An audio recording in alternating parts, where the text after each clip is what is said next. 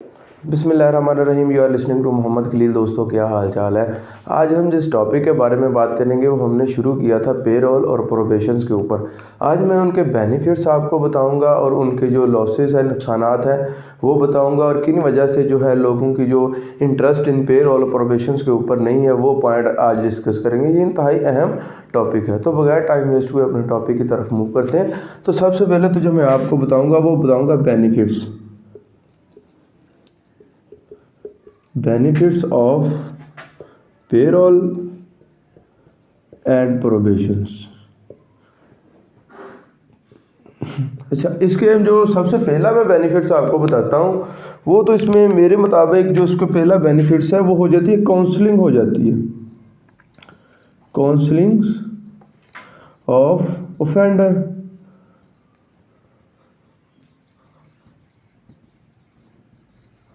अच्छा, इसमें क्या होता है, क्रिमिनल्स को इस बात का इल्म हो जाता है कि मैंने जो नेक्स्ट टाइम है वो क्राइम नहीं करना। अगर तो वो ये सोचेगा, उसे एक मौका ज़िंदगी में मिल जाता है कि वो अपनी ज़िंदगी को लाइफ और सिक्योरली गुजारे। अगर फिर भी वो अपने एक मौके को लूज़ कर देता है तो फिर इसमें उसका अपना ही नुकसान होगा, ना कि किसी और का नुकसान होगा।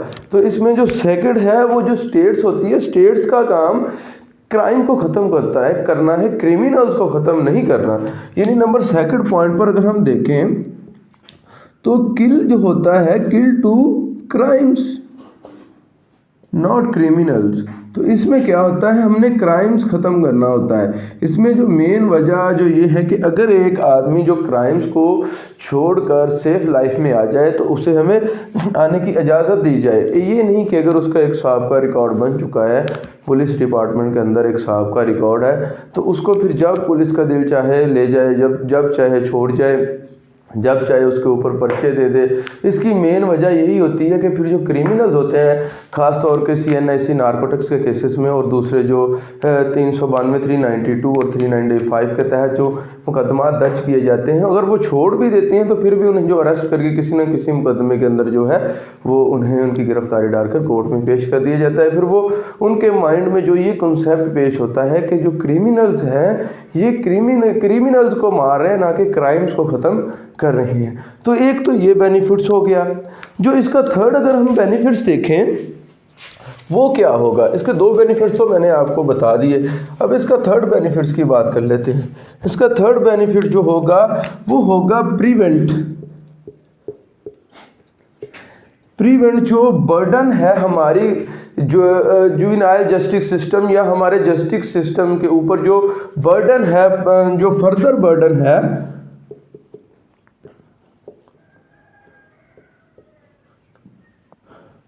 On juvenile justice system. तो जो हमारा जुवेनाइल जस्टिस सिस्टम के ऊपर फर्दर बर्डन्स हमारा इन्वॉल्व है, उसका काम उसको ख़त्म करना है। जुवेनाइल जस्टिस सिस्टम के ऊपर जो हमारा बर्डन है, फॉर एग्ज़ाम्पल हमारी कोर्ट के अंदर इतने मुकदमात हैं जितने के ना कहने के मुताबिक, लेकिन अगर आप फैसलों की बात चेक करें तो आपको डेट के ऊपर डेट मिल रही है। इसकी वजह क्या है कि ओवरलोडिंग है, FIRs की ओवरलोडिंग है और बहुत से जो फैसलात हैं वो पेंडिंग पड़े हुए हैं। अगर आप हमारा जो जस्टिस सिस्टम के निज़ाम को देखें तो हमारा जस्टिस सिस्टम बहुत ज़्यादा पीछे चला गया है। अगर हम जज की फैसिलिटीज़ के बारे में बात करें तो पहले 10% में पाकिस्तान का मुल्क आ रहा है जिसमें जो जज साहबान को फैसिलिटीज़ दी जा रही हैं, लेकिन हमारे जो 2 मिलियन से भी ऊपर जो मुकदमात वो पेंडिंग पड़े हुए हैं। तो इसकी मेन वजह है जो अगर तो हम इसे पेरोल को इस्तेमाल करेंगे तो हमारे जो क्रिमिनल जस्टिस सिस्टम्स के ऊपर जो बर्डन है वो भी कम होगा, जिसकी वजह से फिर कम होने की वजह से बाकी जो फैसले वो किए जाएंगे। अच्छा, उसके बाद नंबर थर्ड तो मैंने आपको बता दिया। अगर हम नंबर 4 की बात करें तो जो गवर्नमेंट है उसको, अगर कोई आदमी जेल के अंदर बैठा हुआ है, जेल के अंदर पड़ा हुआ है, तो उसके अखराजात हैं, उसके मेडिकल ट्रीटमेंट है, उसकी खाने का निज़ाम है और उसके पीछे मुलाकात का निज़ाम है। ये सारा निज़ाम जो है इसमें गवर्नमेंट को फंडिंग भी बहुत ज़्यादा करनी पड़ती है। अगर तो ये निज़ाम हो जाए फिर क्या हो जाए, अगर फिर बेनिफिट्स मिल सकता है गवर्नमेंट को किसमें, फाइनेंशियली तौर पर। तो फाइनेंशियली बेनिफिट्स भी जो होता है वो भी मिल सकता है, फाइनेंशियली बेनिफिट्स। अच्छा, इसमें जो है ऑफेंडर्स का भी एक में जो है फ़ायदा हो सकता है ऑफेंडर्स का। वो किस चीज़ में, अगर हम देखें तो जो हम पे रोल के ऊपर जब भी किसी ऑफेंडर्स को जाते हैं, फ्री नहीं करते, बल्कि एक जो रूम्स के अंदर जहाँ पर वो उसका घर से 100 किलोमीटर दूर होता है, वहाँ पर वो अपना वर्क करता है। वर्क करने के बाद वो अपनी सज़ा की ज़िंदगी जो सारी है वहाँ के ऊपर गुजारता है, और उसके बाद जो उसको पैसे मिलते हैं और वो बाहर आकर उन पैसों से काम कर सकता है, ना कि जब वो बाहर आए तो फिर उसके पास फिर भी कुछ मौजूद ना हो।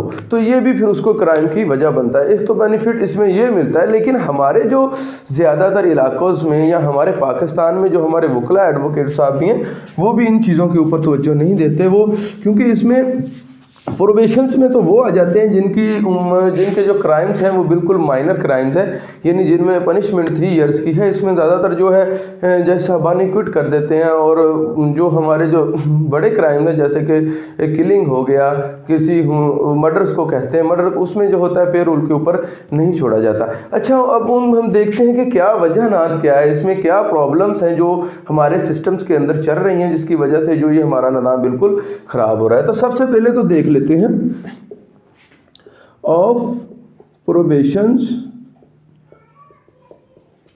And payroll in Pakistan.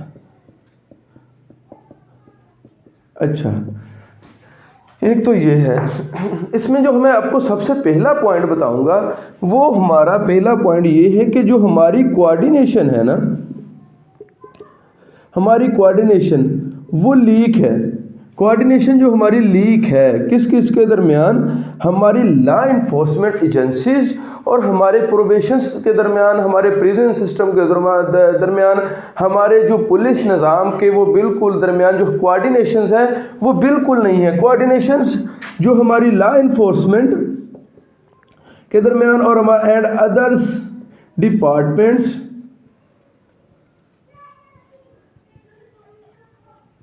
belongs to probations and payroll। एक तो हमें ये बहुत ज़्यादा प्रॉब्लम है, अगर हमारी कोऑर्डिनेशन ही नहीं होगी तो हम क्या करेंगे, हम किसी भी जो क्राइम्स की रोकथाम नहीं करते। अगर फॉर एग्जांपल पुलिस ने कोई जुवेनाइल को अरेस्ट किया है तो वो प्रोबेशन ऑफिसर से रब्ता ही नहीं करते, उसे हवालात के अंदर ही बंद कर देते हैं। हालांकि हवालात के अंदर जो जुवेनाइल को बंद करना बिल्कुल जो है कानून की खिलाफ वर्जी है, और प्रोबेशनल ऑफिसर को नहीं बुलाया जाता।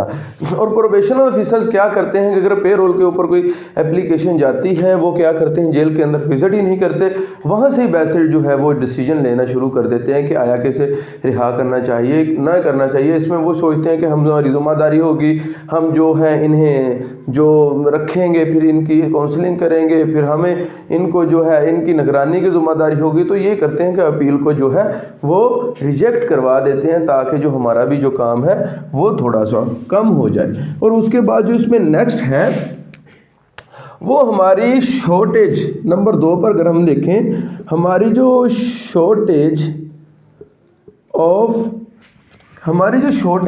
ऑफिसर्स की, प्रोबेशनल पेरोल ऑफिसर्स की शॉर्टेज है एंड पेरोल ऑफिसर।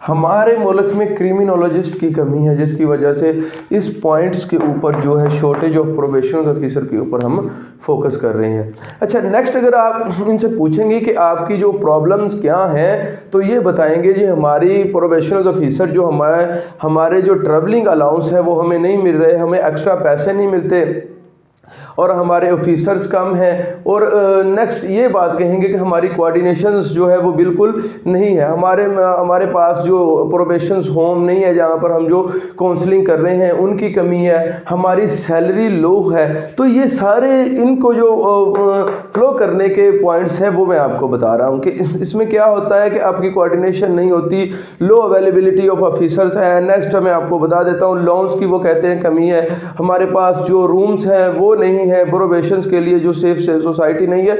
तो इस वजह से जो अगर मैं लास्ट में आपको ये बताऊं कि हमारे जो वकला हजरात हैं वो बिल्कुल भी इस पे रोल के ऊपर या प्रोबेशन के ऊपर तवज्जो नहीं देते, और वो उनका जो इनके ऊपर तवज्जो बिल्कुल नहीं है, और ना ही जो लोगों को अवेयरनेस देते हैं कि आप पे रोल की एप्लीकेशन नहीं या प्रोबेशन के ऊपर जो आप अपने आदमी को जो है वो रिहा करें। अगर आप प्रोबेशन के ऊपर जाते हैं तो प्रोबेशन में तो ज़्यादातर जो कोर्ट है वो इक्विट कर देती है, लेकिन पे रोल के ऊपर जो है लोगों को ये बात समझाई नहीं जाती कि आप पे रोल्स का फ़ायदा भी लें। अच्छा, अगर हम इसके जो नुकसानात हैं उसके बारे में बात करें, अगर हम उसे डिसएडवांटेज कहते हैं, डिसएडवांटेज की बात करें तो इसमें यह है कि जो तो क्रिमिनल्स है, पक्का क्रिमिनल्स है, वो क्या करेगा इसमें, वो जब जेल से बाहर आएगा तो फिर वो यही अपना काम शुरू करेगा जो पहले से वो कर रहा है। तो इससे जो है माशरे को भी नुकसान होगा। आपको पता है हर चीज़ जिसका बेनिफिट्स हो उसके जो नुकसानात वो भी ज़रूर होते हैं। तो ये हमारा छोटा सा टॉपिक था जिसमें मैंने आपको बेनिफिट्स और जो दूसरे बताए। इंशाल्लाह नेक्स्ट वीडियो में जल्दी ही मिलेंगे, तो तब तक के लिए इजाज़त दीजिएगा। अल्लाह हाफिज़।